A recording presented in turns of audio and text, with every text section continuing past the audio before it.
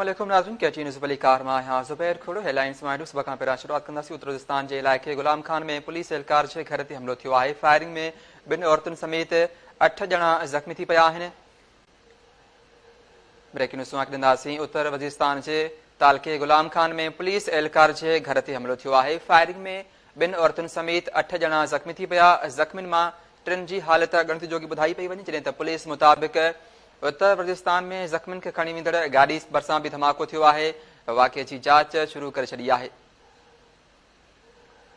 उत्तर वज़ीरिस्तान जे तालके गुलाम खान में पुलिस एहलकार जे घर ते हमलो थियो आहे। फायरिंग में 2 औरतुनि समेत 8 ॼणा ज़ख़्मी थी पिया आहिनि। ज़ख़्मियुनि मां 3 जी हालत गणति जोगी ॿुधाई पई वञे, जॾहिं त पुलिस उत्तर वज़ीरिस्तान में ज़ख़्मियुनि खे खणी वेंदड़ गाॾी भरिसां बि धमाको थियो आहे। वाक़िए जी जांच शुरू करे छॾी आहे।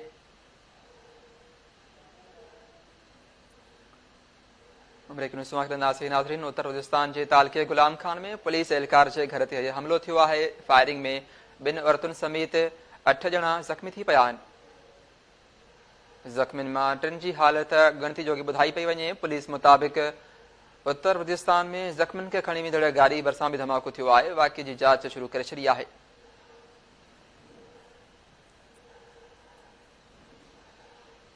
नाज़रीन, ब्रेकिंग न्यूज़ ॾींदासीं। उत्तर वज़ीरिस्तान जे तालके गुलाम खान में पुलिस एहलकार जे घर ते हमलो थियो आहे। फायरिंग में 2 औरतुनि समेत 8 ॼणा ज़ख़्मी थी पिया।